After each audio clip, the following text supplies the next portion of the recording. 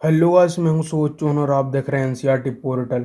और आज मैं आपके लिए लेके आया हूं एक और वंडरफुल लेक्चर। और आज के इस लेक्चर में हम बात करने वाले हैं आपका जो है topic instantaneous velocity and speed. तो गाइस, ये लेक्चर आपके लिए बहुत इंपॉर्टेंट होने वाला है, जो कि है क्लास 11th जो आपकी फिजिक्स है उसके चैप्टर 3 के लिए।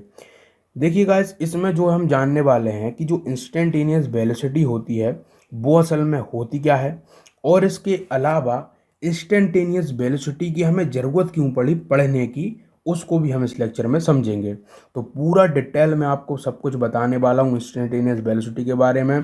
इससे पिछले लेक्चर में मैंने आपको बताया था कि डिफरेंशिएशन क्या होता है, और उसका यूज़ सीधा सीधा इस लेक्चर में होगा। इसलिए यदि आपने वो लेक्चर नहीं देखा जो कि इसका प्रीवियस लेक्चर है, तो प्लीज़ उसको ज़रूर देख के आइएगा, तभी ये लेक्चर आपको समझ आएगा। और दूसरी बात, हमने स्लोप के बारे में भी एक लेक्चर में बताया, तो आप प्लीज़ स्लोप के बारे में भी जान लीजिएगा कि भाई स्लोप क्या होता है मैथ में। उसके भी इसमें यूज़ हम करेंगे। तो ज़रा यहाँ से इसको रीड करते हैं, ये इसमें लिखा क्या है, और आगे इस लेक्चर को प्रोसीड करते हैं। तो यहाँ पे लिखा है the average velocity tell us how fast an object has been moving over a given time interval, but it does not tell us how fast it moves at different instant of time during that interval. बहुत simple सी line लिखी है, सभी को समझ आ गई होगी कि जो एवरेज वेलोसिटी हमने जो पढ़ा था वो हमें ये बताती थी कि कोई भी ऑब्जेक्ट हमारा कितना फास्ट मूव कर रहा है, ये बताती थी। लेकिन जो हमें इंस्टेंटेनियस वेलोसिटी है वो ये बताती है कि कोई भी ऑब्जेक्ट किस इंटरवल में कितना फास्ट मूव कर रहा है एक इंस्टेंट ऑफ टाइम में, वो हमें कौन बताता है, ये इंस्टेंटेनियस वेलोसिटी बताता है। इसका सिंपल एग्जाम मैं यदि लूँ तो एग्जाम्पल लूँ तो मैं आपसे ये कहूँगा कि आप किसी एक बाइक को चला रहे हो और आपके पास एक कॉल आता है और आपसे कोई भी पूछता है कि भाई आप बताइए कि आप इस समय आपकी बाइक की क्या स्पीड है। तो आप वहाँ पे सिंपल अपने स्पीडोमीटर में देखते हो और आप बोल देते हो मैं 20 प्रति मीटर या मैं 20 किलोमीटर प्रति घंटे की स्पीड से चल रहा हूँ या 30 किलोमीटर प्रति घंटे की स्पीड से चल रहा हूँ। तो वो आप उस इंस्टेंट पर जो आप स्पीड बता रहे होते हो उसी को हम बोलते हैं इंस्टेंटेनियस वेलोसिटी। देखिए, वहाँ पे ये बताना हमारे लिए बहुत आसान होता है, क्योंकि वहाँ पे हम स्पीडोमीटर का यूज़ कर रहे होते हैं। लेकिन जब हम एक ग्राफ में देखते हैं या फिर हमारे एक बुक की लैंग्वेज में हम बात करते हैं, तो वहाँ पे इंस्टेंटेनियस वेलोसिटी को समझना और बताना थोड़ा सा टफ हो जाता है हमारे लिए, क्योंकि इसमें हमको कैलकुलेशन करनी पड़ती है। इसलिए अब इसको हम थोड़ा समझेंगे कि भाई हम जो है एक पेन और पेपर को लेके किस तरह से इंस्टेंटेनियस वेलोसिटी किसी की बता सकते हैं, उसको हम इस लेक्चर में ज़रा समझते हैं। बाकी के जो भी इंपॉर्टेंट पॉइंट्स हैं उनको मैंने ऑलरेडी हाईलाइट आपके लिए करके रख दिए हैं। आप चाहो तो अपनी बुक में इनको हाईलाइट कर लीजिए, जिससे जब आप एक बार इसको देखोगे तो आपको वहाँ पे सब कुछ क्लियर होते जाएगा। अब आगे इन्होंने लिखा है कि for this we define instantaneous velocity और अ सिंपली वेलोसिटी, जिसे हम वी बोलेंगे, एट एन इंस्टेंट टी पर। सिंपल है, समझ आ गया होगा। आगे देखिए, बोल रहे हैं जो वेलोसिटी होती है at an instant is define as the limit of the average velocity as the time interval delta T becomes infinitesimally small, in other word ये इस तरह से लिखा जाएगा। अब इस लाइन को बड़े ध्यान से सुनना और बड़े ही एतबार सुनना, बहुत इंपॉर्टेंट लाइन है ये। देखिए क्या लिखा है इन्होंने कि जैसे आप एवरेज वेलोसिटी बोलते हो, एवरेज वेलोसिटी मैंने आपको बताई क्या होती है, जो हम टोटल डिस्टेंस निकालते हैं ओवर उसको टोटल जो टाइम लगता है उससे डिवाइड करते हैं, यही होती है। तो भाई साहब, जो आपकी एवरेज वेलोसिटी है उसी को हम इंस्टेंटेनियस वेलोसिटी बना सकते हैं। कब? जब उसमें हम एक लिमिट लगा दें। मैंने आपको पिछले लेक्चर में बताया था कि भाई साहब लिमिट क्या होती है और लिमिट का हम कब यूज़ करते हैं। देखिए, मैं फिर से बता देता हूँ। जो लिमिट होती है उसको हम यूज़ जब करते हैं जब हमें कोई भी जो चीज़ चाहिए वो बिल्कुल छोटी चाहिए, या मैं बोल सकता हूँ हमें वो जब वो जीरो के करीब तक ले जानी हो, तब हम इसमें लिमिट का यूज़ करते हैं। लिमिट का एक्चुअल में क्या मीन है? लिमिट का मीन होता है कि आप किसी भी चीज़ में क्या लगा रहे हो, पाबंदी लगा रहे हो, हमें भैया वो इतनी चाहिए। मतलब आपसे मैं बोलूँ कि आपके पास एक लंबी सी कोई भी क्या है, एक लेंथ है ना। इसको ध्यान से सुनना, बहुत इंपॉर्टेंट है। आपके पास एक लंबी सी कोई भी लाइन है और हमने आपसे बोला कि हमें लाइन का इतना छोटा सा हिस्सा चाहिए, जो मैंने अभी आपके पास ये टिप लगाया, हमें इतना छोटा सा चाहिए इस लाइन का। तो आप क्या करोगे? आप सिंपल बोलोगे कि इस हमको एक लिमिट दे दी गई है कि भाई साहब हमें इस लाइन का सिंपल बस इतना सा हिस्सा चाहिए। आप क्या करोगे इतने से हिस्से के लिए? आप यहाँ से, मैं बोलता हूँ कि ये आपका जीरो और यहाँ पे कहीं पे वो इन्फिनाइटली गया हुआ है ना, इन्फिनाइटली गया हुआ मतलब 100 200 500 जैसे भी गया हुआ है। क्लियर है? अब आप क्या करोगे यहाँ इन्फिनाइट से आप किसकी ओर आ रहे हो, किसकी ओर प्रोसीड कर रहे हो भाई साहब, आप जीरो की ओर प्रोसीड कर रहे हो। सिंपल है, मैंने आपसे कहा कि मुझे इतना से चाहिए था, आप क्या कर रहे हो, आप इन्फिनाइट से जीरो की ओर बढ़ रहे हो, है ना, तभी तो ये हिस्सा आएगा। तो आप क्या कर रहे हो, इन्फिनाइट से जीरो की ओर बढ़ रहे हो, मतलब कि आपने एक लिमिट लगा दी है कि मुझे वहाँ जीरो तक पहुँचना है, तब मैं इस वाले हिस्से तक पहुँचूंगा। देखिए, हम असल में पहुंचना कहाँ चाह रहे हैं, इस पॉइंट पर पहुंचना चाह रहे हैं, लेकिन बोलने की भाषा में क्या बोल रहे हैं कि हम जीरो तक पहुंच रहे हैं। तो यही सब होता है। जब हम अभी ग्राफ में बात करेंगे तो वहां पे मैं बिल्कुल क्लियर कर दूंगा कि ये हो क्या रहा है। बड़े ही ध्यान से देखिएगा लेक्चर को, शुरू में थोड़ा सा आपको कठिन लग रहा होगा या लग सकता है, लेकिन जैसे जैसे हम आगे प्रोसीड करते जाएंगे आपको बिल्कुल क्लियर होते जाएगा कि भाई इंस्टेंटेनियस वेलोसिटी क्या होती है। अभी तक मैंने क्या बताया है कि एवरेज वेलोसिटी में जो हम लिमिट लगा दें उसे हम इंस्टेंटेनियस वेलोसिटी बोलेंगे। क्लियर है इतना। अब आगे देखिए, यहाँ पे इस डेल्टा का हम यूज करते हैं, ये डेल्टा आपको दिख रहा होगा। अब इस डेल्टा का क्या मीन है, व्हाट इज मीन बाय इस डेल्टा। देखिए, फिजिक्स की लैंग्वेज में जो डेल्टा होता है वो बताता है किसी भी बॉडी में चेंज आना। समझ रहे हो, जब हम किसी भी चीज में क्या करते हैं, चेंज को लेते हैं और उस चेंज का यूज करते हैं तो उसे हम डेल्टा से डिनोट करते हैं। अब यहाँ पे लिखा है डेल्टा एक्स, तो डेल्टा एक्स का मतलब है कि जो हमारा डिस्टेंस है उसमें हम क्या ले रहे हैं, चेंज ले रहे हैं, या फिर बोल सकते हैं सिंपल वर्ड में उसमें हम इंटरवल को ले रहे हैं। मतलब कि जो हमारा किसी भी ऑब्जेक्ट ने जब उसने अपना मोशन किया होगा तो उसने कुछ ना कुछ डिस्टेंस कवर की होगी अपनी इनिशियल से लेके वो फाइनल गया होगा। तो उस इनिशियल से लेके फाइनल के बीच का जो हम पोर्शन निकालते हैं उसको हम डेल्टा से लिख देते हैं कि डेल्टा एक्स करके। और इसका रियल में क्या मतलब है कि एक्स आई माइनस का माफ कीजिएगा, इसका मतलब है कि एक्स आपका फाइनल माइनस का एक्स आई इनिशियल। क्लियर है। इसी को शॉर्ट में लिखने का तरीका है वो है डेल्टा एक्स करके लिखने का। ऐसी इसका भी है भाई साहब टाइम, टाइम जो आपको फाइनल लगा है वो और जो टाइम इनिशियल लगा उनका डिफरेंस को हम डेल्टा टी करके लिख देते हैं। ये तो होता है भाई साहब आपका ये पूरा इस तरह से लिखने का। अब यहाँ पे जो आपको ये लिमिट वर्ड दिख रहा है, लिमिट का मतलब ये है कि हम जो हमारा डेल्टा टी है उसको हम पहुंचा रहे हैं कहाँ तक, जीरो तक। किसी भी चीज को जीरो तक पहुंचाने का मतलब होता है कि हम उसको इन्फिनाइटली स्मॉल लेने वाले हैं। इन्फिनाइटली स्मॉल हम इसलिए ले रहे हैं इसको क्योंकि जब मैंने आपको एक ग्राफ बताया था और उसमें ग्राफ में क्या था, कि इस तरह से मैंने आपको बताया था पिछले लेक्चर में आपको कि भाई उस ग्राफ में इस तरह से ग्राफ था और ग्राफ में हम क्या कर रहे थे कि हमको बस ये इस पॉइंट तक पहुंचना था। और इस पॉइंट तक पहुंचने का मैं इसको जो है दूसरे कलर से बता देता हूँ मैं किस पॉइंट की बात कर रहा हूँ। देखिए, इस ग्राफ में ये पूरी लाइन है दिख रही है, लेकिन हमें इस लाइन में इस वाले हिस्से तक पहुंचना है। और मैंने आपको बताया था कि इस वाले हिस्से तक पहुंचने के लिए आपको सिंपल ये करना होगा कि जो आपको ये टाइम लग रहा है यहाँ पे आपका, ये मैंने लिया था किस तरह से, ये आपका T1 करके और यहाँ पे आपका ये T2 करके, तो हमें इस T1 और T2 की जो बीच की दूरी है उसको बहुत कम करना पड़ेगा, या मैं लगभग बोल सकता हूँ उसको हमें जीरो तक पहुँचाना पड़ेगा। लेकिन देखिए, असल में तो जीरो कुछ होता नहीं है, मतलब जीरो तक पहुँचा दूंगा तो ये ऐसे लिखा जाएगा कि भाई ऊपर कुछ वैल्यू रहेगी और नीचे जीरो हो जाएगा, तो वो तो फिर हमारे लिए डिफाइन ही नहीं रहेगा, है ना। हम कभी भी मैथ में कभी भी जीरो से डिवाइड थोड़ी करते हैं किसी भी चीज़ को। तो हम इसको जो है जीरो तो नहीं बना सकते लेकिन जीरो तक पहुंचा सकते हैं। और जीरो तक पहुंचाने का मतलब होता है कि उसको हम जीरो, 0.0000 ऐसे तो पहुंचा सकते हैं। हम इसको जीरो नहीं बना रहे हैं लेकिन 0.0001 या 0.002 ऐसे करके हम इसको पहुंचा रहे हैं जीरो तक। ये फंडा है। और जब हम इसको इतना प्रिसाइज करते जाएंगे कि मतलब 0.0000, तो वहां पे हमें क्या मिलेगा, उस पॉइंट को हम डिफाइन कर देंगे।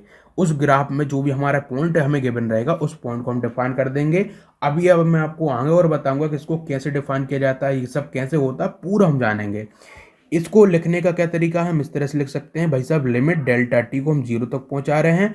और इसी चीज को दूसरी लैंग्वेज में लिखने का तरीका है, हम इसको D X over D T करके लिख दें। इस D X over D T का मतलब होता है कि हमने क्या करा है, लिमिट लगाई है, जो कि क्या बता रहा होगा कि इस जो नीचे वाली जो वैल्यू दी गई होगी उसमें लिमिट लगी होगी जीरो तक की। इसको लिखने का ये तरीका, हम इसको simple D X over D T करके लिख दें। और इस डी का जो है फिजिक्स में मीन होता है कि हम किसी भी चीज़ को बहुत स्मॉल ले रहे हैं। देखिए, जब हम चेंज को रिप्रेजेंट कर रहे होते तो डेल्टा लगा देते हैं, लेकिन जब हमें किसी भी चीज़ को स्मॉल बताना और साथ साथ में चेंज बताना तो हम उसमें डी करके लिख देते हैं, मतलब कि डी एक्स डी टी इस तरह से। अब आप आगे देखोगे कि आपको फिजिक्स में जो है डी एक्स करके ही मिलेगा सब कुछ, है ना। वो हम सब बातें करेंगे। अभी के लिए क्या याद रखना कि इस पूरे पोर्शन को हटा के हम simply D X over D T करके लिख सकते हैं। क्लियर हो गया होगा यहाँ तक, बहुत बढ़िया।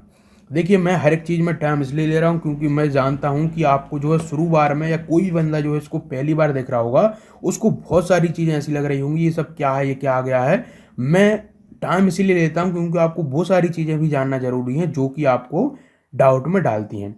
इतना क्लियर हो गया होगा, आगे बढ़ते हैं। अब यहाँ पे लिखा है कि वेयर द सिंबल जो आपका लिखा है यहाँ पे limit delta T tend to zero, ये बताता है stand for the operation of taking limit as जो है आपका कि delta T tend to zero of the quantity on its right. मतलब कितना सा मतलब है इसका कि हम जो है इसको लिखने का ये बताते हैं कि हमने जो टाइम है या फिर जो भी चीज़ हमारी जो कि हमने नीचे की ओर लिखी हुई होती है उसको हम जीरो तक पहुंचा रहे हैं, है ना। इसको जो है राइट में लिखा जाता है, इन्होंने बोला है। आगे देखिए, in the language of calculus, ये कैलकुलस आपको जो है कभी यदि आपने पढ़ा हो अच्छी बात है, नहीं पढ़ा है तो आप इसकी टेंशन मत लीजिए। कैलकुलस का मतलब यही होता है कि जब हम ये सारे ऑपरेशन करते हैं जिसमें कि हम लिमिट को पहुंचाएं, डिफरेंशिएशन करें, इंटीग्रेशन करें, इन सभी को बोला जाता है कैलकुलस। ये पूरा का पूरा एक सब्जेक्ट है, ब्रांच है।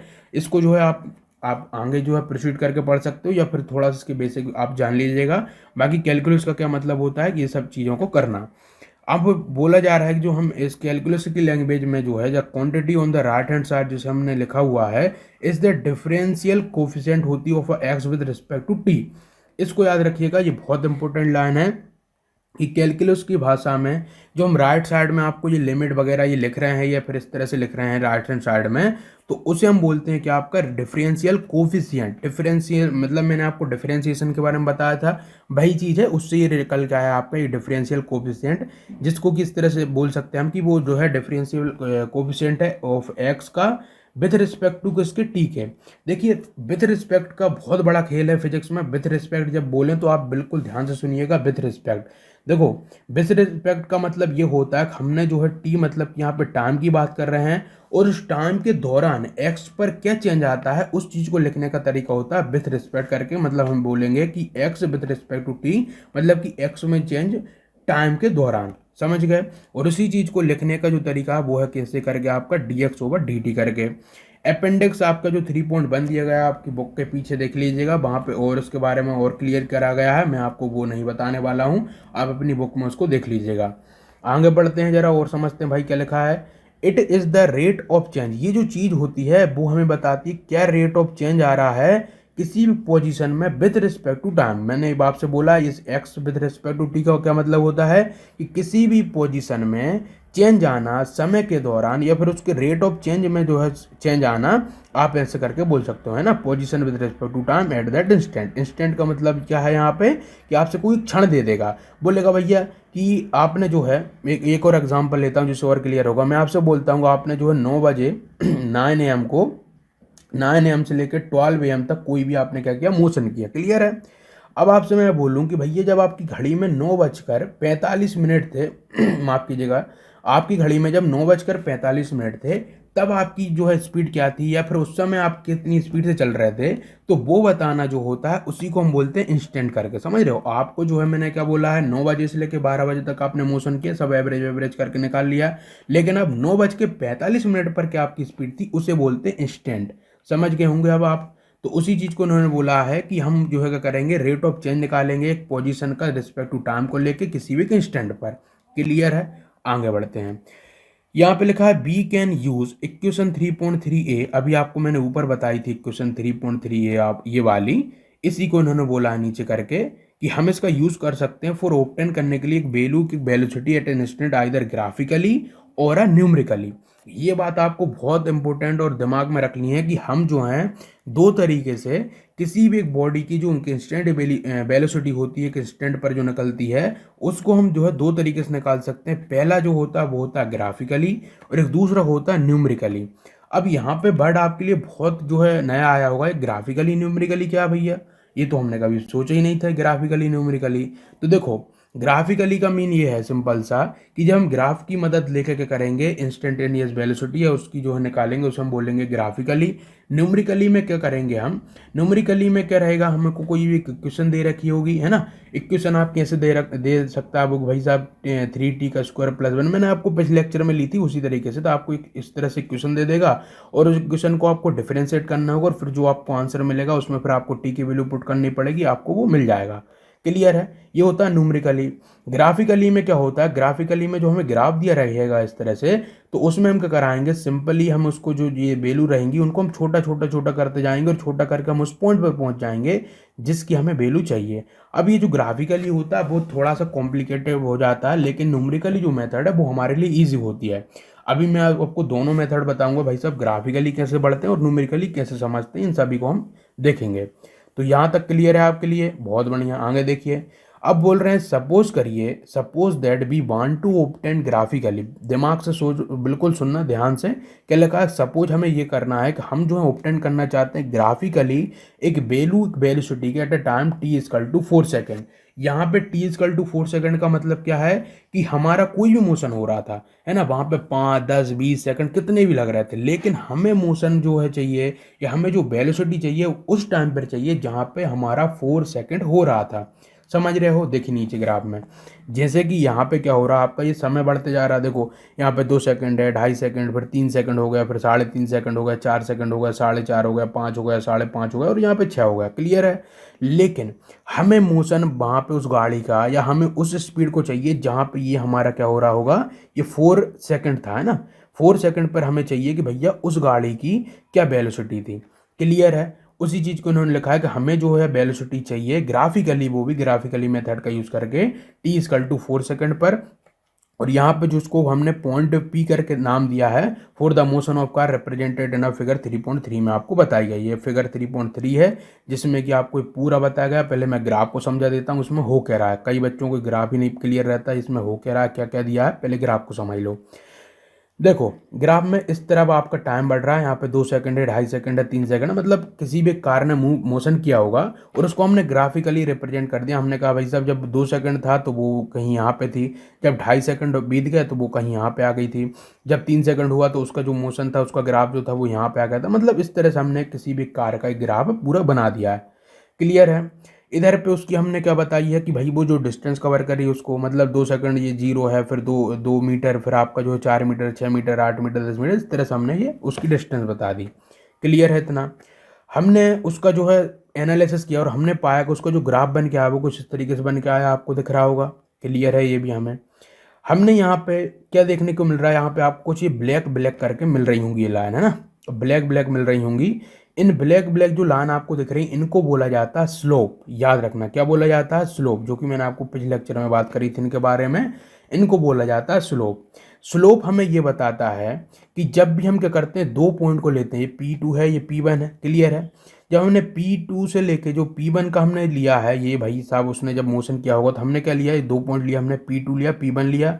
हमने P2 पे देख लिया भाई साहब उसने डिस्टेंस क्या कवर करी है, P1 पे देख लिया उसने क्या डिस्टेंस कवर की है, फिर हमने देखा P2 पे उसको टाइम क्या लग रहा था, ये देखिए इस तरह से ये टाइम निकाल लिया हमने भाई साहब, उसको 5 और ये 3 लग रहा है, इस तरह से हमने उसकी ये डिस्टेंस वगैरह निकाल ली। तो यहाँ पे जो हमें निकल के आती है ब्लैक लाइन, वो हमें ये बता रही होती है कि भैया उसकी यहाँ पे एवरेज वेलोसिटी क्या थी। एवरेज वेलोसिटी हमें ये ग्राफ, ये जो ब्लैक लाइन है वो बताती है, जिसे हम स्लोप भी बोलते हैं दूसरी भाषा में। क्लियर है?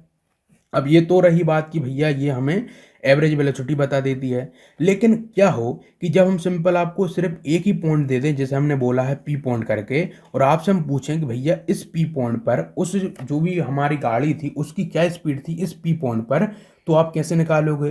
देखिए हमें कभी भी एक स्पीड निकालने के लिए 2 पॉइंट तो चाहिए। हमने अभी ऐसा पढ़ा था भाई साहब x2 माइनस का x1 ओवर जो है t2 माइनस का t1, यही हमने अभी तक पढ़ा है। भाई हमें 2 पॉइंट चाहिए और 2 पॉइंट का माइनस वगैरह करके डिवाइड करके हमें जो है इसकी स्पीड मिल जाती है। लेकिन क्या हो कि जब हम सिंपल एक पॉइंट गिवन हो और हमसे कोई पूछे भाई साहब इस पॉइंट पर हमें बता दो कि उस कार की क्या स्पीड रही होगी, तो ऐसा तो बिल्कुल संभव नहीं, हम नहीं बता सकते। तो अब इसको संभव करने के लिए हम एक तरीका आजमाते हैं और वो ये होता है कि क्या हो कि जो हम ये पॉइंट्स ले रहे हैं, ये जो हम पॉइंट्स ले रहे हैं उनको हम इतना पास लाते जाएं, इतना पास लाते जाएं कि वो जो है क्या हो जाए, बिल्कुल ही जो 2 पॉइंट्स हमारे वो इसके ही ऊपर लाया कर दें। समझ रहे हो मेरे बात मैं क्या बोल रहा हूँ? मतलब मेरा कहने का ये है कि अभी मैंने जो हमारा P2 और ये P पॉइंट लिए थे, अभी इनकी वैल्यू थी, क्या हो कि मैं इनको थोड़ा और पास लाऊं, जैसे मैंने Q2 और Q1 ले आया, फिर मैं क्या हो कि इनको और पास ला के T2 T1 ले आऊं, और ऐसे करके मैं इनको इनसे इतना पास लेते आऊँ, इतना पास लेते आऊँ कि मेरे जो दोनों पॉइंट है वो इसी पॉइंट के ऊपर लाई कर जाएं। समझना इस बात को। अब ऐसा होगा तो क्लियर सी बात है कि हमें जो डिफरेंस मिलेंगे इन पॉइंट में वो बहुत ही कम मिलेंगी, मतलब कि वो लगभग में 0.0001 तक की मिल जाए। तो ऐसे करके जो हम ये छोटे छोटे करते जा रहे हैं, उसी चीज़ को तो मैं बता रहा था आपको पहले भाई साहब, उसी को बोलते हैं लिमिट लगाना। मतलब कि मैं इस तरफ से इन पॉइंट को इतना पास ला रहा हूँ, इतना पास ला रहा हूँ कि इस पे ही लाई कर जाए, और इधर से मैं इस पॉइंट को इतना पास ला रहा हूँ कि वो इस पे लाई कर जाए, और इससे मुझे दो डिफरेंस भी मिल जाएंगे और मेरा मैथमेटिकल फॉर्म भी खराब नहीं होगा। इस तरह से मैं इस पर वर्क करूंगा। अब देखिए इसे इसमें कैसे वर्क करते हैं। तो अभी तक तो मैंने आपको इस ग्राफ के बारे में बताया और यहाँ पे जो लिखा है उसके बारे में बताया। देखो लेक्चर लंबा हो जाए इसकी टेंशन मत लेना, आपको समझने से मतलब है, ये कंसेप्ट समझ आना चाहिए बस। लेक्चर को जैसा होना वैसा होने दो, 1 घंटे का या 2 घंटे का, उससे आपको मतलब नहीं है, आपको ये कंसेप्ट क्लियर होना चाहिए बस, है ना। इतना आपको क्लियर हो गया होगा, इतनी बातें मैंने कर ली। आगे देखते हैं क्या लिखा हुआ है। बोल रहे हैं जो figure has been redrawn, जो आपका फिगर है, फिगर 3.3 को हमने रेड ऑन किया है in the figure 3.6 choosing represent different scale to facilitate जा, ये साथ 3.6 था, माफ कीजिएगा। अभी जो आपका 3.3 जो था उसको उन्होंने रेड डाउन करके 3.6 बनाया, इतना कोई दिक्कत की बात नहीं है ना। तो उसको हमने 3.6 को समझाया आपको। देखो ग्राफ वही है, मतलब उसको उन्होंने क्या करा, जो आपका 3.3 वाला ग्राफ था, चलो मैं आपको 3.3 वाला ग्राफ बता देता हूँ। देखिए ये रहा आपका 3.3 वाला ग्राफ, कहाँ गया भाई साहब, ये वाला है ना। तो इसको इन्होंने क्या करा, इन्होंने क्या करा, इसका थोड़ा सा पोर्शन ले लिया है ना, और उसको इन्होंने क्या कर दिया, जो स्केल है, ये स्केल इनको बोलते हैं, जो आपको दिख रहा है ना, ये अलग अलग लिखा है ऐसे करके, ये 50, 100, 150 और इधर ये 0, 2, 4, इन्हीं को बोलते हैं स्केल। तो उन्होंने उसका स्केल डिफरेंट कर दिया है ना। तो बस सिंपल सी बात है, बात वही है। तो यहाँ पे हमें इतना क्लियर हो गया होगा ग्राफ के बारे में। आगे बढ़ते हैं जरा और समझते हैं भैया क्या लिखा हुआ है।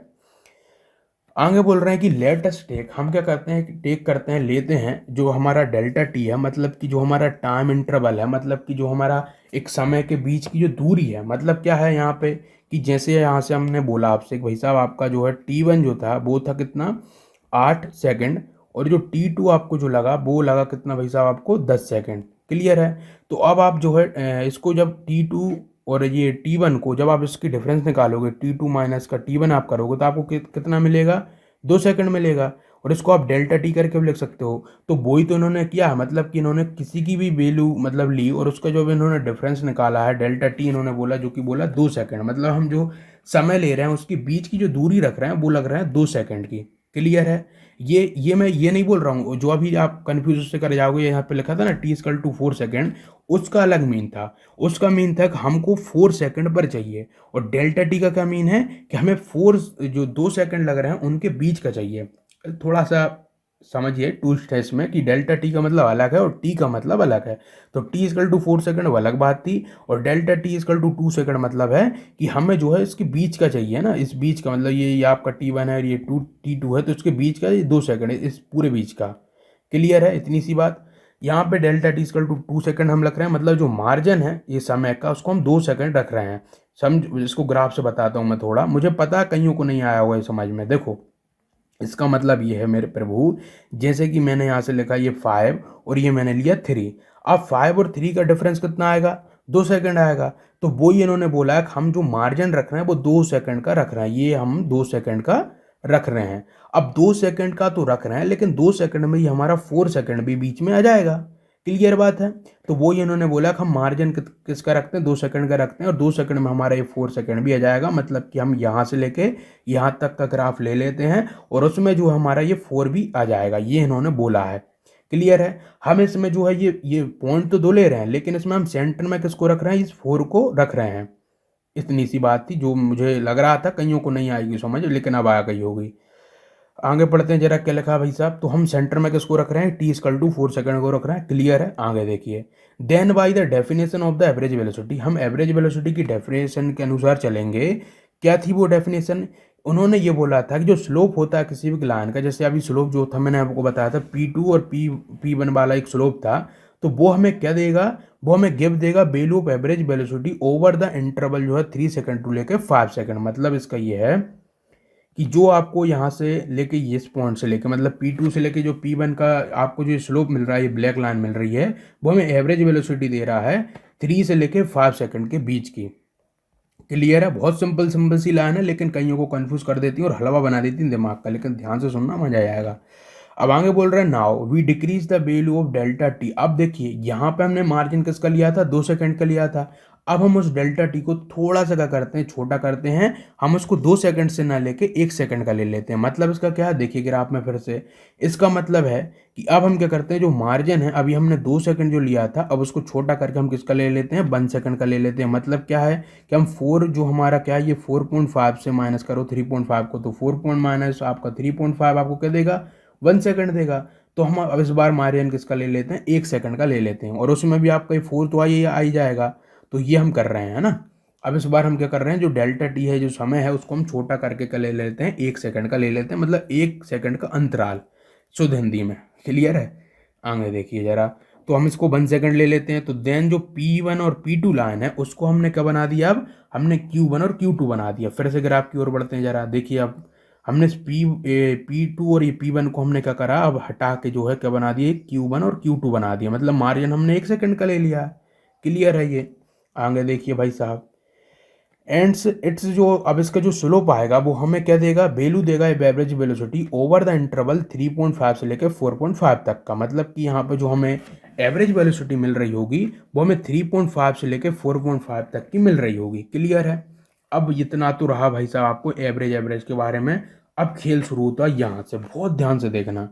आगे बोल रहे हैं इन द लिमिट। अब हम लिमिट में बात करेंगे कि हमने क्या करा, अभी जो उसको हम 1 सेकंड ले रहे थे मार्जिन, 2 सेकंड ले रहे थे, क्या हो कि जो हमारा डेल्टा टी है उसका मार्जिन हम 0 सेकंड ले लें। अरे भैया बड़ी अजब बात है यार ये तो। मतलब मैं ये कहना चाह रहा हूँ कि जो मैं मार्जिन अब ये 2 सेकंड लिया, फिर मैंने 1 सेकंड लिया, क्या हो इन दोनों की बीच की दूरी को, इन दोनों के बीच के मार्जिन को, जो समय का जो मार्जिन चल रहा है उसको मैं 0 सेकंड ले लूँ। ये तो बड़ी खतरनाक बात होगी, 0 तो ले नहीं सकते। लेकिन मैं ऐसा तो बोल सकता हूँ ना कि मैं 0 तक उसको पहुंचा रहा हूँ, मतलब 10 to 0 कर रहा हूँ। मैं उसको 0 बना नहीं रहा हूँ, मैं 0 तक पहुंचा रहा हूँ। तो ऐसा हम बोल सकते हैं कि मैं इसको जो है, इस जो बीच की मैं दूरी को 0 तक पहुंचा रहा हूँ। तो उन्होंने यही लिखा हो, यहाँ पे लिखा हुआ है कि अब मैं क्या करूँ कि जो डेल्टा टी है, जो समय के बीच का अंतराल है, उसको 0 तक पहुंचा दूँ। भाई पहुंचा दीजिए 0 तक। तो उन्होंने यही लिखा है कि डेल्टा टी 10 to 0। तो जो लाइन P1 और P2 हो वो कम हो जाएगी, क्या एक टेंजेंट बन जाएगा टू द पोजीशन टाइम जो है कर्व एट द जो है point P and the velocity at t equal to 4 second is given by the slope of the tangent at that point. Simple चीज है। मतलब इसका क्या है कि जब हम ऐसा बोलते हैं या ऐसा करते हैं जिसमें कि हम क्या कराएं, जो हमारा ये डेल्टा टी था, जो समय के बीच की दूरी थी, उसको जब हम क्या कर दें 10 to 0 कर दें, तो उस समय जो हमें स्लोप नहीं मिलेगा, उस समय जो मिलेगा वो हमें एक टेंजेंट मिलेगा। और टेंजेंट का क्या मतलब होता है, टेंजेंट होता है जब भी एक कर्व को एक पॉइंट से छूती हुई लाइन। आपने ये क्लास 10th में आपने पढ़ चुके हो कि एक सर्कल को या किसी भी कर्व को, याद रखना सर्कल ही नहीं होता, कोई भी कर्व है, इस तरह से कर्व है, और कर्व को एक छूटती हुई एक लाइन निकलती हुई जाए। देखो दूसरे कलर से बताता हूँ मैं, ये सब कहीं पे नहीं मिलने वाला आपको, याद रखना, बहुत ढूंढ ढांड के लाया हूँ मैं सारी चीज़ें। देखो एक कर्व को छूती हुई एक लाइन निकल जाए एक पॉइंट पर, उसे हम बोलते हैं टेंजेंट। लेकिन किसी भी कर्व को 2 पॉइंट पर क्रॉस करती हुई जो लाइन निकलती है, जैसे कि यहाँ पे ये P1 था और ये P2 था, तो जब 2 पॉइंट को क्रॉस करती हुई निकले तो उसको क्या बोलते हैं, उसको बोलते हैं हम स्लोप। लेकिन जब किसी एक कर्व को छूती हुई लाइन निकलती है उसको हम बोलते हैं टेंजेंट। तो भाई साहब जो आपको यहाँ पे जो मिल रही लाइन, ये जो P मिल रहा है, ये T2 और T1 पॉइंट मिल रहे हैं, वो तुम्हें कोई स्लोप नहीं देंगे, वो तुम्हें एक टेंजेंट देंगे इस P पॉइंट पर। और वो तुम्हें टेंजेंट क्या दे देगा, वो तुम्हें एवरेज वेलोसिटी है, जिसे हम इंस्टेंटेनियस वेलोसिटी बोल रहे हैं, 4 सेकंड पर दे देगा। अब ये चीज़ कहने में और सुनने में बहुत आसान लग रही है, लेकिन इसको करने के लिए थोड़ा सा हमें मैथमेटिकल भी चलना होगा। अभी सब हम ग्राफिकल समझ रहे हैं, ग्राफिकल चल रहे हैं, जो कि आपको समझने में आसानी लग रही होगी। आगे देखिए जरा, तो हम क्या कर रहे हैं, उसको हम जो हमें वेलोसिटी चाहिए t = 4 सेकंड पर, वो हमें स्लोप की जगह क्या देगा, एक टेंजेंट देगा, और उस पॉइंट पर आ गया होगा समझ। अब देखो जरा और क्या क्या लिखा हुआ है। बोल रहा है इट इज़ डिफिकल्ट, ध्यान से सुनना क्या लिखा है, इट इज़ डिफिकल्ट, कलर दूसरे ले लेते हैं। बोल रहा है it is difficult to show this process, इस प्रोसेस को बताना ग्राफिकली ये हमारे लिए बहुत ही डिफिकल्ट है। और but if we use numerical method, याद रखना, यदि हम न्यूमेरिकल मेथड का यूज़ करें और ऑब्टेन करें उस वैल्यू को of the velocity, the meaning of the limiting process become clear. और इसके लिए हमें क्या होगा, जो हम लिमिट लगा रहे हैं वो हमारी ये मेथड क्लियर हो जाएगी। अब यहाँ तक आपको जो है बिल्कुल हलवे की तरह समझ आ गई होगी सारी बातें। यहाँ से असली खेल शुरू होता है, जिसमें कि हम अब आप क्या करने वाले हैं, ग्राफिकल से हट के न्यूमेरिकल चलने वाले हैं। ग्राफिकल में हम जो चीज़ें कर रहे थे वो आपको बिल्कुल जो है दिखने में तो आसान लग रही थी, लेकिन उसको जो है आपको असली जो मीन था वो समझ नहीं आ रहा था कि हम यहाँ पे ग्राफिकली कर क्या रहे हैं। लेकिन न्यूमेरिकल उस चीज़ को आसान करेगा। न्यूमेरिकल हमें एक वैल्यू निकाल के दे देगा कि उस 4 सेकंड पर जो तुम्हारी जो 4 सेकंड हो रहे होंगे तुम्हारी घड़ी में, तो उस समय तुम्हारी क्या वेलोसिटी है, उसको हमें कौन दे देगा, ये हमें न्यूमेरिकल मेथड दे देगी। अब ये कैसे देगी उसको जरा देखिए। तो बोल रहे हैं भाई साहब, जब for the graph shown in figure जो कि 3.6 में दिख रहा है, उसके लिए देखो बहुत इंपॉर्टेंट लाइन है। उसके लिए जो हमने निकाली इक्वेशन, वो क्या निकाली है, x equal to 0.08 T equal to 3 T the power cube करके। अब ये जो चीज़ है आपको देखने में लग रही होगी यार ये चीज़ क्या है, ये तो हमने कहीं देखा ही नहीं है यार, 0.08 टी दी पावर जो है 3। तो भाई साहब ये जो चीज़ निकाली इन्होंने, ये जो लिखी है, वो कोई भी जो है क्या होती है, किसी भी ग्राफ को रिप्रेजेंट करने का इक्वेशन होता है। यदि आपने जो है लाइन एंड इक्वेशन नहीं पढ़ा है तो कोई चिंता मत करो, थोड़ा सा मैं बता देता हूँ ये हो क्या रहा है। देखो जो भी हमारा ग्राफ रहता है, कोई भी ग्राफ रहता है, तो उसमें ये कर्व को रिप्रेजेंट करने के लिए, जैसे कोई भी कर्व हो, चाहे वो है ना एक सिंपल लाइन हो, कोई भी एक लाइन हो, या कोई भी कर्व हो, या घुमावदार चीज़ हो, तो उन सभी को रिप्रेजेंट करने के लिए जो हमारी मैथ में जो हमें एक इक्वेशन मिलती है, वो हमें कैसे मिलती है, जैसे अभी आपने देखी, मतलब कि उसको ऐसे मिलेगी, जैसे मैं बोलता हूँ x plus Y equal to 0, मैं बोलता हूँ आपसे भाई साहब 2x प्लस जो है 3y इक्वल टू 0। तो इस तरह से जो आपको ये मिलती हैं वो कोई ना कोई कर्व को रिप्रेजेंट कर रही होती है ग्राफ में, चाहे वो एक सिंपल लाइन को करे, चाहे किसी भी एक सर्कल को करे।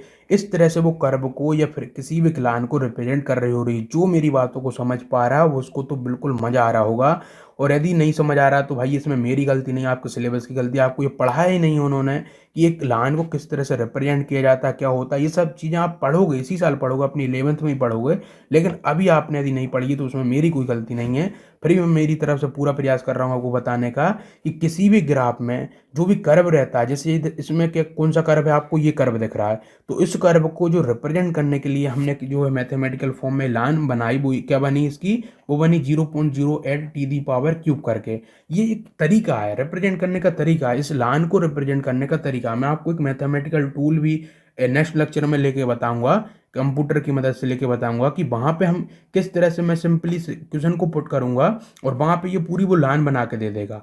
वो आपको थोड़ा समझ आ जाएगा वहाँ से। तो याद क्या रखना है आपको कि कोई भी जो कर्व रहता है हमारी एक मैथमेटिकल एक ग्राफ में, तो उसको जब हम रिप्रेजेंट करते हैं एक इक्वेशन के तौर पर, तो उसको हम जो है डिफरेंट डिफरेंट इक्वेशन से रिप्रेजेंट करते हैं। और जैसा कि इस वाले कर्व के लिए जो आपकी इक्वेशन निकल के आई, वो क्या निकल के आई, x इक्वल टू 0.08 इंटू में 10 दी पावर क्यूब करके। क्लियर है। और वो ये इन्होंने यहाँ पे लिख दिया, आपका देखिएगा कि यहाँ पे जो हमारा ग्राफ है, तो उसमें जो हमारा एक जो कर्व बन रहा है, तो उस कर्व को रिप्रेजेंट हम इस तरह से कर सकते हैं कि एक्स इक्वल टू आपका 0.08 t the power cube. Clear है। अब आगे देखिए बोल रहे हैं जो टेबल आपकी 3.1 है, वो आपको गिव द देती है आपको क्या, वैल्यू ऑफ जो है delta X over delta T calculated for a delta T equal to 2 second 1 सेकंड 0.5 या 0.1 सेकंड 001 सेकंड। इसका क्या मतलब है जरा देखो, यहाँ पे जो आपको टेबल दी गई है नीचे 3.1 ये वाली, इसमें हमने क्या करा है, जो हमारा जो टाइम का मार्जिन है उसको हमने अलग अलग मार्जिन पर रखा हुआ। मतलब कि हमने पहला रखा इंटरवल 2 सेकंड का, फिर 1 सेकंड का, मतलब ऊपर जो मैंने बताया था ना 2 सेकंड वाला, जिसमें P2 और P1 पॉइंट था, फिर आपका जो था 1 सेकंड में जिसमें Q2 और Q1 था। तो इसी तरीके से उन्होंने क्या करा, डिफरेंट डिफरेंट मार्जिन पर समय को लेते हुए चले हैं। पहले उन्होंने 2 का लिया, फिर 1 का लिया, फिर 0.5 का ले लिया, फिर 0.1 का ले लिया, फिर 0.1 का ले लिया, और सेंटर में किसको रखा उन्होंने, 4 सेकंड को ही रखा है।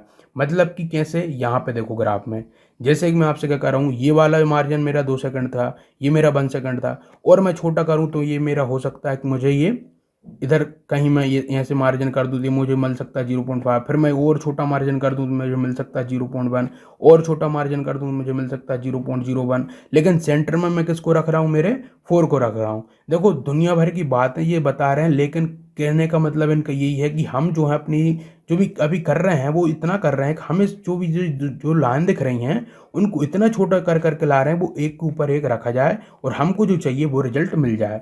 वो ये कर रहे हैं और उसी को बता रहे हैं। और उन्होंने 3.1 में क्या है, डिफरेंट डिफरेंट ये वैल्यू लेके इन्होंने बता हुआ है। देखिए इन्होंने क्या करा है, जो टाइम का मार्जिन उन्होंने डिफरेंट डिफरेंट लिया। पहले में 2 सेकंड लिया, फिर 1 सेकंड लिया, 0.5 लिया, फिर 0.1 लिया, फिर 0.01 लिया। और यहाँ पे आपको एक चीज़ और मिल रही होगी कि यहाँ पे जो T1 और T2 इन्होंने अलग अलग लिया, तो वो लेने का तरीका उनका, ये T1 और T2 इन्होंने ऐसे लिया है। देखो 3 और ये 5 का आप डिफरेंट निकालो, कितना आएगा, 2 आएगा। 4.5 और 3.5 का डिफरेंस निकालो, 1 आएगा। उसी तरीके से आप जो है 3 पॉइंट जो है आपका 7.5 और 4.25 का डिफरेंस निकालो, 0.5 ही आना है। 3.95 और 4.05 का डिफरेंस निकालो, 0.1 ही आना है। तो उन्होंने क्या करा, ये टाइम का ये मार्जिन ले रहा है। और यहाँ पे आपको एक चीज़ रोमांचित कर देगी, वो ये है कि यहाँ पे ये T2 और ये T1 ले रहे हैं, तो आपको ये देखने को मिल रहा होगा कि हमको जो गिवन टाइम था T=4, तो उसका हम देखो कितने करीब जाते जा रहे हैं। पहले हम उससे कितने दूर थे, देखिए यहाँ पे हम जो मार्जिन उसका था उसमें हम दो सेकंड के उस पे थे। यहाँ पे हम उसमें और थोड़ा करीब आ गए 1 सेकंड पे, फिर 0.5, फिर ये 0.1, 0.01। और ऐसे ही हो सकता था मैं इसको 0.0001 ले जाता, फिर मैं इसको 0.0001 ले जाता। मतलब मैं इसके बहुत करीब आते जा रहा हूँ, और इसके लिए मुझे टाइम डिफरेंट डिफरेंट लेना पड़ेगा। अब इस जो है डिफरेंट डिफरेंट टाइम की आप वैल्यू को पुट करिए क्वेश्चन में, और आपको डिफरेंट डिफरेंट जो है एक्स की वैल्यू मिलती जाएगी। मतलब जो आपको ग्राफ में क्या था, ग्राफ में इधर तो टाइम था और इधर क्या था, एक्स था। तो आप जो अभी इक्वेशन मैंने लिखी थी उसमें ये टाइम की वैल्यू पुट करोगे तो आपको एक्स की वैल्यू भी मिलती जाएगी। वहाँ से इन्होंने एक्स की वैल्यू निकाल ली, फिर उसका जो है इन्होंने डिफरेंस निकाल लिया। जैसे 2.16 और आपका 10 पॉइंट जो है 0, उसको डिफरेंस निकालोगे बिल्कुल ही डेल्टा एक्स उतना आएगा, तो उन्होंने वो निकाला। फिर उन्होंने delta X over delta T का इधर वैल्यू निकालते गए। देखिए यहाँ से फिर ये सब वैल्यू को लेके इन्होंने ये निकाला, ये निकाला, और आखिरी में जब उन्होंने मार्जिन जब उसका 0.01 लिया, और उस समय उन्होंने जब इसको निकाल के देखा ये delta X over delta T को, देखो ये कितना करीब आ गया है ना, 3.8400 आ गया हमको। तो यहाँ से हम क्या करना चाह रहे हैं, हम ये कहना चाह रहे हैं कि जब आप T=4 सेकंड पर थे तो जो आपकी गाड़ी की स्पीड थी वो लगभग में आपकी 3.8400 थी। ये हम कहना चाह रहे हैं, आपको जो है अपनी जो गाड़ी की स्पीड थी वो मीटर प्रति सेकंड में 3.8400 मीटर प्रति सेकंड थी, जब आपका टाइम आपकी घड़ी में 4 सेकंड था। ये हम कहना चाह रहे हैं। और ये टेबल जो इन्होंने बनाई है एक वही आइडिया दिया है जो आपको मैं अभी तक बोलते आ रहा हूँ। मतलब कि हम क्या कर रहे हैं, जो मार्जिन है हमारा उसको छोटा करते जा रहे हैं। देखो इस तरह से मैं बोल रहा हूँ, कहीं पे भी चले जाओ आपको कोई नहीं बताने वाला आपको ये सारी चीज़ें हो क्या रहा है यहाँ पे। तो इतना आपको क्लियर हो गया होगा जो मैंने आपसे बोला है भाई साहब, कि हम मार्जिन को ऐसा ऐसा करते जा रहे हैं। टेबल भी समझ आ गई होगी। आगे देखो जरा, बोल रहे हैं जब second and the third column give the value of T1, जो कि हमको ये देता है, T2 ये देता है। अब आप फिर से बोलोगे ये चीज़ें कैसे आ गई, तो भाई ये भी सब मैथमेटिकल फॉर्म में रिप्रेजेंट करने का तरीका है। जैसे T1 था तो उसको इन्होंने रिप्रेजेंट किया कैसे करके, कि T माइनस जो असल में था जो टाइम, उसमें से इन्होंने जो भी मार्जिन था, मार्जिन कितना था 2 सेकंड का, तो 2 से 2 करोगे क्या मिलेगा, 1 मिलेगा। तो T में से 1 माइनस की जो वैल्यू मिली वो उधर रख दी उन्होंने। तो इस तरीके से इन्होंने ये T1 की वैल्यू निकाल ली। फिर ये T1 की वैल्यू को इस इक्वेशन में पुट कर देगा तो आपको जो है वो फिर x की वैल्यू मिल गई। तो ये जो तरीका यहाँ पे लिखा हुआ है ये सब कुछ, आपको ये थोड़ा सा आपने खुद पढ़ा होगा तो आपको बहुत कंफ्यूजन लगा होगा, लेकिन किया इन्होंने वही है ना। ये क्वेश्चन ली, क्वेश्चन में इन्होंने अलग अलग टाइम की वैल्यू डाली, उन्होंने वैल्यू को निकाला, फिर उसको सिंपली उन्होंने जो स्पीड का हम तरीका लगाते हैं, मतलब कि delta X over delta T करके उन्होंने निकाल दिया। बस वही तो इन्होंने किया है, ये तरीका इन्होंने किया हुआ है। इतना आपको यहाँ से जो मैंने कॉलम बताई है वहाँ से क्लियर हो गया होगा, इसमें कोई भी डाउट वाली चीज़ नहीं है। सिंपल सा, अभी आपने जो यदि अपना वो नहीं पढ़ा है तो मैं एक बेसिक लेक्चर लेके और आ जाऊँगा जिसमें मैं आपको लाइन के बारे में बताऊँगा, किस तरह से लाइन है, ये जो भी कर्व होते हैं ग्राफ में वो रिप्रेजेंट होते हैं इक्वेशन के तौर पर। मुझे पता है आप में से 50% लोगों को यही डाउट गया होगा कि ये इन्होंने इक्वेशन लिखी तो लिखी कैसे। मैं इसके बारे में भी बहुत जल्द लेके आऊँगा और मैं आपको बताऊँगा कि इन्होंने इक्वेशन कहाँ से लाए हैं और ये इन्होंने कैसे किया गया है। लेकिन अभी आपने कॉन्सेप्ट पर ध्यान दो, हम कर क्या रहे हैं, हम क्या कर रहे हैं, हमको जो टाइम मार्जिन दिया गया था भाई साहब, हमें T=4 सेकंड पर निकालना था, और हमने क्या करा, न्यूमेरिकल वैल्यू की मदद लेके हमने वहाँ तक पहुँचे और हमको जो वैल्यू मिली वो यहाँ पे आपको दिख रही होगी। आंसर आपका ये है, मतलब कि 3.8400 मीटर प्रति सेकंड आपकी स्पीड होगी जब आपका टाइम 4 सेकंड होगा।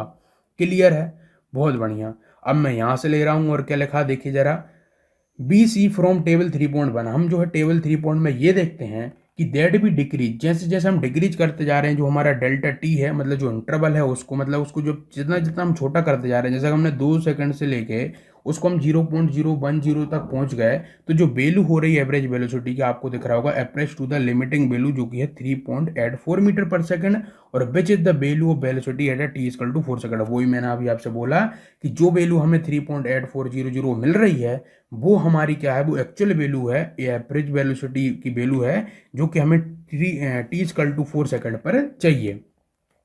आगे बोल रहे हैं तो value of D X over D T at T equal to 4 second, in this manner we can calculate velocity at each जो है instant for motion of the car shown in figure 3.3। for this case the variation of velocity with time is found as to be, जो कि figure 3.7 में दिख रहा है।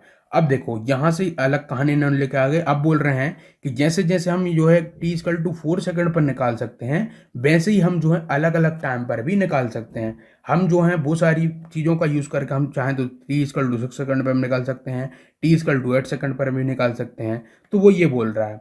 अब एक और बात सुनो, जो हम ये तरीका लगा रहे हैं ये वाला, जिसमें कि हम जो है अलग अलग टाइम ले रहे हैं फिर उनको जो है एक एक संग निकाल रहे हैं, तो ये जो तरीका है वो आपको यूज़ नहीं करना है। ये सिंपल आपको ये बताने के लिए बताया गया है कि अभी जो आप डिफरेंशिएशन पढ़ोगे या डिफरेंशिएशन का मीन लगाओगे, जो हम डेरिवेट करके निकालेंगे, उसी का रूप है ये। इस रूप को आपको नहीं पढ़ना है, इस चीज़ को आपको अभी लाइव में या फिर अपनी जो बुक में जो भी आपको क्वेश्चन दिए गए हैं उसमें इसको नहीं यूज़ करना है। अब आपको एक सिंपल सा मैं आपको एक मेथड बताऊंगा, एक सिंपल से एक फॉर्मूला बताऊंगा, उसको लगा के आपको सारी वैल्यू निकालनी है और चुटकी में आपका सब आंसर निकलेगा। ये जो तरीका है वो आपको एक बेसिक आपका जो स्ट्रॉन्ग करने के लिए बताया गया है कि भाई आपको किस तरह से क्या क्या वैल्यू डालनी है, क्या क्या करना है। लेकिन अभी हम जो है इसका जो असल तरीका है उसको जानेंगे, हम जो है डेरिवेटिव को जानेंगे। भाई साहब डेरिवेटिव का कैसे यूज करा जाता है, क्लियर है इतना? बहुत बढ़िया। आगे देखिए, अब आगे लिखा है जो ग्राफिकल मेथड होती है for the determination for the instantaneous velocity is always not a convenient method. देखिए कन्वीनियंट का क्या मीन होता है? कन्वीनियंट का मीन होता है कि हमारे लिए यूजफुल तो वो हो लेकिन इतनी सुविधाजनक ना हो। अब सुविधाजनक क्यों नहीं है? क्योंकि यार इतना सारा हम ग्राफ में अलग अलग वैल्यू लेंगे, उनको अलग अलग करके निकालेंगे, हमारे लिए तो बड़ा दिक्कत हो जाएगा। तो इसलिए हमारे लिए कन्वीनियंट मेथड नहीं है। और इसके लिए हम क्या करते हैं, for this we must carefully plot the position time graph and calculate the value of average velocity as delta t become smaller and smaller. इसके लिए हम क्या करते हैं, जो हमारी ग्राफिकल मेथड होती है उसके लिए हम क्या करते हैं, एक केयरफुली एक पोजीशन टाइम ग्राफ को बनाते हैं, फिर उसमें ये देखते हैं कि भाई साहब हमारा जो भी कार है उसकी जो टाइम क्या है, उसकी पोजीशन क्या है, उसको निकालते हैं, फिर डेल्टा टी को हम जो है स्मॉलर स्मॉलर करते जाते हैं। ये सब हम करते हैं।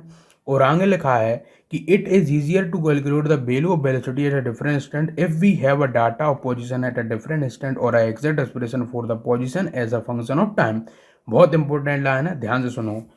हमारे लिए ये सब चीज़ें ईजियर जब होंगी जब हम कैलकुलेट करें जो कि velocity of value of velocity की डिफरेंट इंस्टेंट पर, यदि हमारे पास जो डाटा है उसकी पोजीशन का एक डिफरेंट इंस्टेंट पर हमारे पास हो एकदम एग्जैक्ट एक्सप्रेशन हो उस पोजीशन का, जो कि हम उसको फंक्शन बोलेंगे उसके टाइम का। अब देखिए यहाँ पे जो फंक्शन वर्ड आया आपके लिए, मैंने पिछले लेक्चर में इसकी बात करी थी। क्या होता है फंक्शन? एक तरह से हमें ये बताता है कौन चीज़ किस पर डिपेंडेंसी है। जैसे मैंने आपको फंक्शन के तौर पर क्या लिखा था, मैंने आपसे ऐसा कहा था कि भाई साहब बाई जो है वो जो है फंक्शन है एक्स स्क्वायर का, मतलब कि जैसे जैसे मैं एक्स की वैल्यू को बदलते जाऊंगा वैसे वैसे मेरा वाई की वैल्यू बदलती जाएगी। मैंने एक्स की जगह पे डाल दिया कितना भाई साहब 2, तो मेरा वाई कितना हो जाएगा 4 हो जाएगा, क्योंकि 2 द स्क्वायर 4 होता है। तो इस तरह से मैंने आपको ये फंक्शन बताया था। वो यहाँ पे बोल रहे हैं कि हम जो है क्या कर रहे हैं कि जो हमें ये सब वैल्यू मिल रही है, मतलब जो हमें ग्राफ में ये सब मिल रहा है, देखिए फिर से देखते हैं हम देखो ग्राफ में हमें ये सब जो हो रहे हैं, ये जो हम कर रहे हैं, और हमें जो है आखिरी में एक इक्वेशन मिल रही है एक्सकल टू जो 0 पॉइंट आपका ये 0.t⁻³ तो ये जो हमें मिल रहा है, तो एक तरीके से हमें क्या मिल रहा है, ये फंक्शन ही मिल रहा है, एक इक्वेशन मिल रहा है जो कि हमें टाइम की डिपेंडेंसी या फिर उसका वेरिएशन बता रहा है। इसमें जो हमें इक्वेशन मिली थी कि x=0.0 जो है t⁻³ ये हमें क्या बता रहा है, हमें ये बता रहा है कि जैसे जैसे ये हमारा पोजीशन है x की वैल्यू है, तो जैसे जैसे हमारा टाइम, जैसे हमारा 1 सेकंड होता है, तो आप जो है टाइम जब आपका 1 सेकंड बीता है तो आप एक को वैल्यू पुट कर दो तो एक तो एक ही होता है, तो वहाँ पे जो हमें एक्स मिलेगा वो क्या मिलेगा 0.08 ही मिलेगा।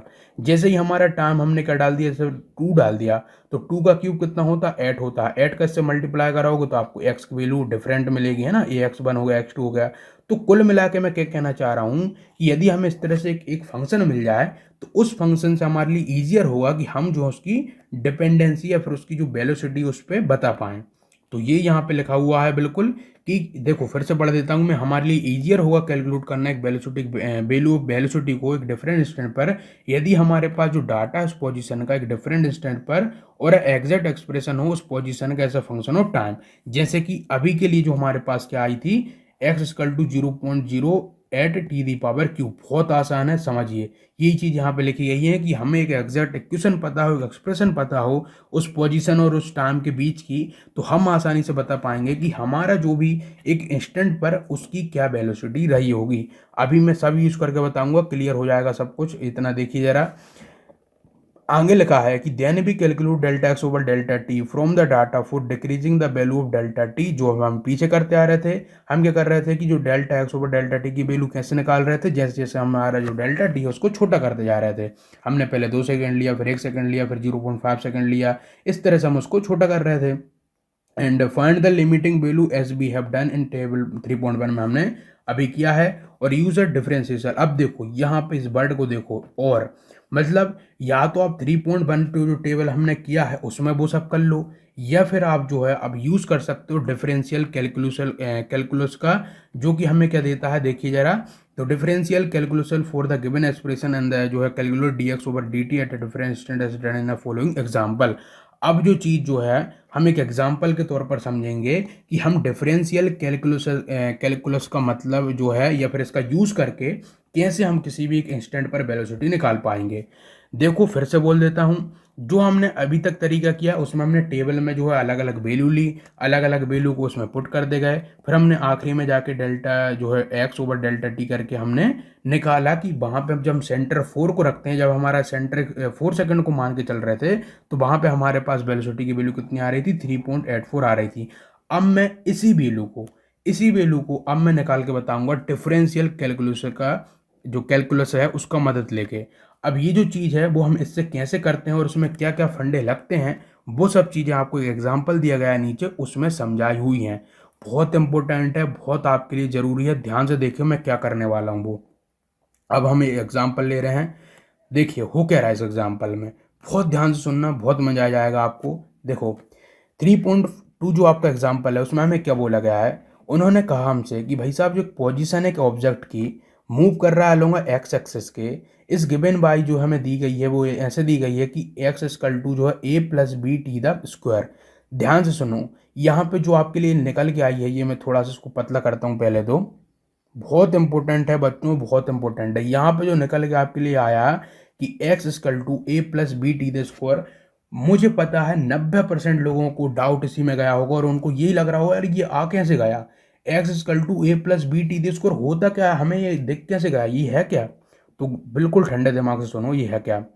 जैसे अभी आपके पास निकल के आया था कि x equal to 0.08 t the power cube, और वहाँ पे मैंने क्या कहा था कि जो हमारा ग्राफ है और उस ग्राफ में जो एक कर्व बन रहा था, तो उस कर्व को रिप्रेजेंट करने वाला जो तरीका है, जो एक्सप्रेशन है, जो इक्वेशन है, उसको मैं ऐसे लिखूंगा। क्लियर है, x equal to 0.08 t the power cube करके। क्लियर है, उसी तरीके से मेरी ऐसी कोई सी इक्वेशन रही होगी उस मोशन के दौरान जहाँ पे मैंने ऐसी इक्वेशन का लिखना वाजिब समझा, मतलब कि मेरा कोई भी ऐसा कर्व बन रहा होगा जहाँ पे मेरी एक इक्वेशन लिखी मैंने। अब आप में से और भी ऐसे बच्चे होंगे जो यहाँ पे डाउट खा रहे होंगे कि उनको ये लग रहा होगा कि यहाँ पे ए और बी क्यों आया और ए और बी ही क्यों आया। अब सुनो ध्यान से, जो यहाँ पे ए और बी हैं वो कोई भी कांस्टेंट है। कांस्टेंट का मतलब ये रहता है कि जैसे मेरा क्या लिखा था, ये A square X equal to A plus B T the power क्या लिखा है, स्क्वायर लिखा है। क्लियर है, यहाँ पे जो ए और बी है वो कुछ भी हो सकते हैं। मान के चलो यहाँ पे मेरा दो होता, यहाँ पे मेरा 3 होता, जब भी मैं चाहे इसको 2 कर दूं, 3 कर दूं, 4 कर दूं, 5 कर दूं, लेकिन जो मेरा ग्राफ में जो कर्व बन रहा होगा वो मेरा ऐसा ही बन रहा होगा। क्या बोला मैंने, मेरा जो ग्राफ में कर्व बन रहा होगा वो ऐसा ही बन रहा होगा, इसी तरीके से बन रहा होगा। हो सकता है मैंने ऐसा बनाया डिफरेंट बन रहा होगा, लेकिन मैंने आपको अनुमान लगाने के बोल दिया कि मेरा ग्राफ में कर्व ऐसा बन रहा होगा। वहाँ पे मैं इसको 2 लिख दूँ, 3 लिख दूँ, उससे कोई भी मतलब नहीं पड़ेगा, ये सब कांस्टेंट है। क्यों कांस्टेंट है, क्योंकि जो डिपेंडेंसी है मेरी एक्स की वो सिंपल और सिर्फ मेरी टी दी पावर स्क्वायर पर डिपेंड करती है। वहाँ पे मेरे 3 लिखने से 2 लिखने से इसकी वैल्यू नहीं बदलेगी। क्यों? क्योंकि जब मेरा टाइम चेंज हो रहा होगा तो जो टाइम का स्क्वायर में चेंज आएगा और स्क्वायर में चेंज आने से मेरा एक्स में चेंज आएगा।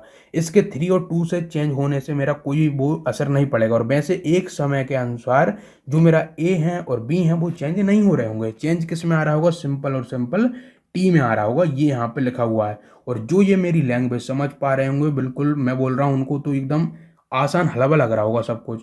क्या बोला मैंने? फिर से बोल देता हूँ। मेरी जो कार है, ये जो भी मेरा ऑब्जेक्ट है वो मूव कर रहा है, उसके दौरान जो मेरा कोई ग्राफ बन रहा है और उस ग्राफ में कोई एक कर्व बन रहा होगा और उस कर्व को रिप्रेजेंट करने के लिए मेरी एक क्वेश्चन बन रही होगी जिसको उन्होंने फंक्शन ऑफ टाइम बोला है। यहाँ पे ये मेरा एक्स पोजीशन को बता रहा है, टी मेरा टाइम को बता रहा है और यहाँ पे जो मेरा क्या है, एक्स जो है फंक्शन ऑफ टी है और वो इस तरह से है कि वहाँ पे जो इसकी एक्सप्रेशन बनी वो x equal to A plus B T the square बनी। बहुत इंपॉर्टेंट है, क्लियर है? अब देखो जरा आगे इन्होंने बोला है जो वहाँ पे जो ए है, देखिए यहाँ पे दे दिया इन्होंने वैल्यू, आपको कंफ्यूजन नहीं कर रहा है, इन्होंने सिंपल बोल दिया कि जो ए है उसको आप 8.5 मीटर मान सकते हो उस दौरान पर, और जो बी है उसको 2.5 जो है इतना इतना मान सकते हो। क्लियर है? तो हमने क्या करा, इस ए को और बी को उठा के उसकी वैल्यू को पुट कर देंगे। जब दी है वैल्यू तो पुट ही कर देंगे, और क्या, तो इसको हम वैल्यू को पुट कर देंगे। तो हमें ए और बी दे दिया है।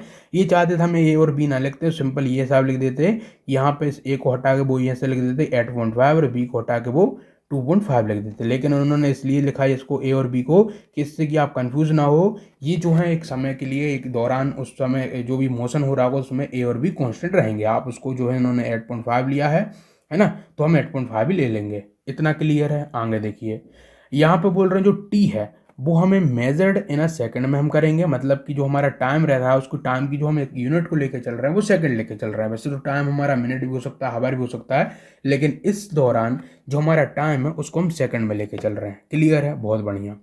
आगे बोल रहा है हमसे कि व्हाट इज इट्स, बोल रहा है कि उस समय, ये हमें क्वेश्चन दे दिए, बोल रहा है हमें बताइए वेलोसिटी क्या होगी जब हमारा टी इक्वल टू 0 होगा। मतलब कि जब हमारा समय जो था वो 0 सेकंड था, तो बताइए उस समय इसकी वेलोसिटी क्या होगी, है ना। बहुत बढ़िया।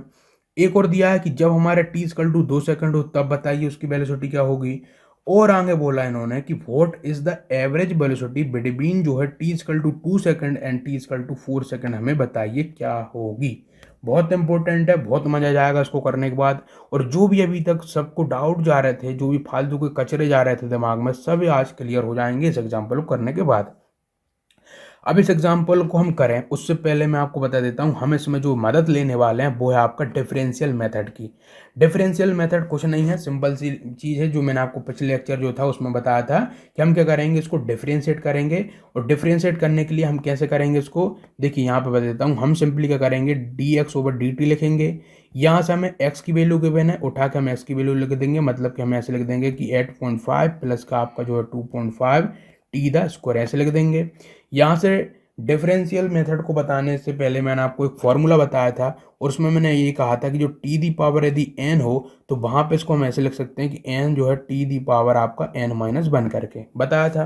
भाई यहाँ पे लगा देंगे, मतलब कि हमारा ये 8.5 एक कांस्टेंट है, 0 हो जाएगा। 2.5 इसके मल्टीप्लाई में, तो 2.5 ऐसे रह जाएगा। ये 2 जो है आगे मल्टीप्लाई में जाएगा ऐसे करके, और टी जो कि इसका टी का स्क्वायर है तो एक इसमें से घटेगा तो टी अकेला बचेगा।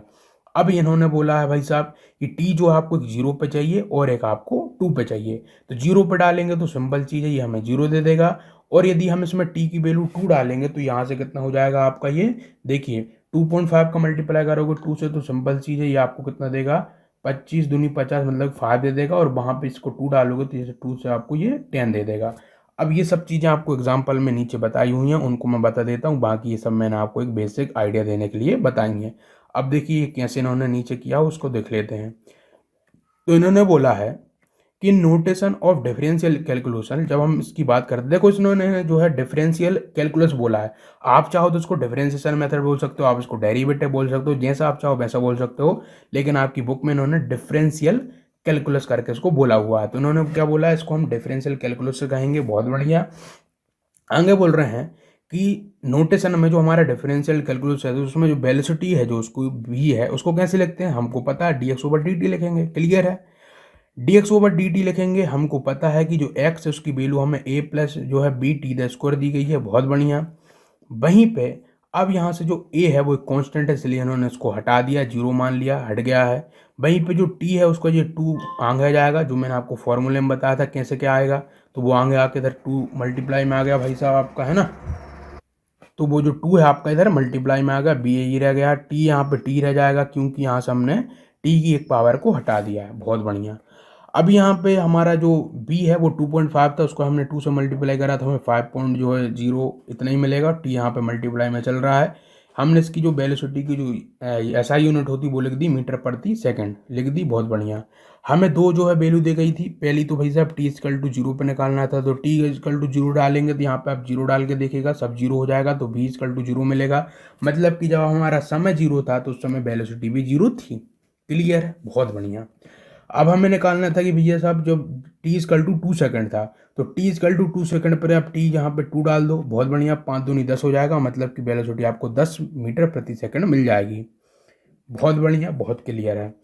आगे उन्होंने बोला था हमें कि भाई साहब आप एवरेज वेलोसिटी निकालो, आप एवरेज वेलोसिटी निकालो किसकी, इस जो भी मोशन हो रहा है। और एवरेज वेलोसिटी कब कब निकालनी है आपको, जब आपको टी इजकल टू 2 सेकंड हो और आपका टी इजकल टू आपका 4 सेकंड हो, मतलब कि 4 सेकंड से 2 सेकंड के बीच में आपको निकालना है कि उसकी वेलोसिटी कितनी रही होगी या फिर ऑब्जेक्ट जो होता है वो कितना फास्ट मूव कर रहा होगा। तो वो हम कैसे निकालेंगे, सिंपल तरीका। उसके लिए हमने क्या करा, यहाँ से ये हमने इधर लिखा भाई साहब एक्स लिख दिया। ये एक्स का हमने कब लिया है, 4.0 पे लिया है, फिर यहाँ से एक्स लिया एक 2.0 पे लिया है। यहाँ से जो एक्स है उसकी वैल्यू डाल दी हमने। बहुत बढ़िया, यहाँ से हमने जो भी एक्स था उसकी वैल्यू डाल दी। सब कुछ करने के बाद हमको जो आंसर मिलेगा आपका आखिरी में, मतलब इधर से हम ये जो टाइम इंटरवल है उसको डाल देंगे। देखो यहाँ से आपको एक कन्फ्यूज नहीं होना, ये इधर आप सोच रहे हो कि ये क्या चीज़ है, तो ये कुछ भी नहीं है यार, सिंपल चीज़ है। देखो यहाँ से आपको क्या करना है, x1 निकाल लेना और x2 निकाल लेना है। x1 कैसे निकलेगा, सिंपल चीज़ है, आप यहाँ से जो a है उसकी वैल्यू डाल दो, b की वैल्यू डाल दो, और यहाँ से जो t है उसको आप 2 उठा के डाल दो। यहाँ पे 2 2 जब 4 हो जाएगा, बाकी सब आप करोगे तो आपको x क्या मिलेगा, वो आपको यहाँ से x जो भी है वो मिल जाएगा। फिर x मतलब x1 मिल जाएगा। फिर आप x2 कैसे निकालोगे, तो x2 निकालने के लिए a की वैल्यू डाल दो, b की वैल्यू डाल दो, और यहाँ पर t की जगह 4 डाल देना। सब कुछ मिल जाएगा आपको, x1 मिल गया, x2 मिल गया, और जो आप करते आ रहे हो वही तो आपको करना है। तो बाकी आप सब करने के बाद आपको जो एवरेज वेलोसिटी मिलेगी वो 15 मीटर प्रति सेकंड मिलेगी। अब यहाँ से गाइस हमने जो समझा है उसको जरा इन्होंने नीचे लिखा, उसको समझ लेते हैं। और मैंने आपको जो भी पिछले उधर टेबल में निकाल के बताया था ना वो 3.84, अब हम उसको इस मेथड से निकाल के बताएंगे आपको कि आप डिफरेंशियल कैलकुलेशन का हेल्प लेके उस चीज़ को कैसे निकाल पाओगे। ये तो मैंने आपको बताया है, मतलब जो टेबल से बताया था वो तो बताया है, अब मैं आपको इससे भी निकाल के बताऊंगा। पहले जरा इसको पढ़ लेते हैं, यहाँ पे क्या लिखा है। तो बोल रहे हैं from a figure 3.7 be note that during the period of t equal to 10 second to t equal to 18 second the velocity is a constant. देखिए क्या बोल रहे हैं यहाँ पे, ये इधर जो पीछे इन्होंने ग्राफ लिया हुआ था, इधर पीछे कहीं था ये वाला 3.7 ग्राफ, इन्होंने क्या बोला है कि 8 सेकंड से लेके जब आपका घड़ी में क्या हो रहा होगा, देखिए बोल रहे हैं जब हमारा टी इक्वल टू 10 सेकंड था, टी इक्वल टू 18 सेकंड तक जो वेलोसिटी है उस ऑब्जेक्ट की वो कांस्टेंट है। देखिए भाई साहब फिर से देख लेते हैं हम। हाँ भाई साहब यहाँ पे ये देखा, ये 10 है, 10 से लेके 18 तक जो हमारा ये ऑब्जेक्ट है वो कैसे चल रहा है, बिल्कुल ही कांस्टेंट चल रहा है। ना तो वो तेज जा रहा है ना तो धीरे जा रहा है, बिल्कुल सिंपल उसका जो है क्या हो गई, कांस्टेंट हो गई है ना उस समय। बहुत बढ़िया। मतलब मैं एक शब्द में ये बोल सकता हूँ कि उसकी जो वेलोसिटी है, इधर टाइम है, मतलब वेलोसिटी तो उसकी नहीं बढ़ रही लेकिन उसका क्या हो रहा है, टाइम बढ़ते जा रहा है। इधर टाइम बढ़ते जा रहा है लेकिन उसकी जो वेलोसिटी कितनी है यहाँ पे 25 मीटर प्रति सेकंड है, तो 25 मीटर प्रति सेकंड ही चल रही है। बहुत बढ़िया। आगे देखते हैं जरा क्या लिखा है। तो कांस्टेंट है, और बिटवीन जो है पीरियड 10 इक्वल टू 18 से लेकर टी इक्वल टू 20 तक पे क्या हो रहा है, उसका यूनिफॉर्मली डिक्रीजिंग आ रहा है उसमें। देखते हैं भाई साहब कैसे डिक्रीज आ रहा है। तो आप यहाँ से देखने को मिलेगा कि 18 सेकंड से लेकर 20 सेकंड तक आपको देखोगे ये डिक्रीज होती जा रही है उसकी वेलोसिटी। मतलब डिक्रीज होते होते कैसे, 25 से डिक्रीज होते होते वो बिल्कुल ही एकदम जीरो हो गई, वहाँ पे बिल्कुल मोशन ही नहीं है फिर उसका, है ना। यहाँ पे लिखा हुआ है ये। फिर आगे लिख रहे हैं कि भाई साहब during the period of 10 t equal to 0 से लेके टी इक्वल टू आपका 10 सेकंड तक में वो इंक्रीज कर रहा है। आप मैंने फिर से ग्राफ बता देता हूँ भाई कैसे इंक्रीज कर रहा है। तो देखिए यहाँ से टी इक्वल टू 0 से लेके टी इक्वल टू 10 तक में वो क्या हो रहा है, बिल्कुल ऐसे करके इंक्रीज हो रही है उसकी वेलोसिटी। ये जो है वो स्पीड या फिर बोल सकता हूँ मैं वेलोसिटी, है ना, वेलोसिटी और आपका टाइम का ग्राफ है ना। ये टाइम है और ये वेलोसिटी है, डिस्टेंस और टाइम मत समझ लेना, ये वेलोसिटी और टाइम का ग्राफ है। और वेलोसिटी और टाइम का ग्राफ आप आगे पढ़ोगे जो हमें क्या देगा, एक एसलेशन का वो देगा है ना, और वो आगे हम देखेंगे किस तरह से ये रिलेट करेगा। अभी के लिए सिंपल जो हमारी बुक में लिखा है उसको समझते जाते हैं क्या क्या लिखा है। आगे बोल रहा है नोट दैट, ये नोट करो कि for the uniform motion velocity is same as the average velocity at a on instant. याद रख क्या रखना हमें कि जब भी कोई यूनिफॉर्म मोशन हो रहा होता है तो उस समय जो वेलोसिटी रहती है वो सेम रहती है एवरेज वेलोसिटी के सेम ही, मतलब जैसे कि एक इंस्टेंट पर रहती है ना।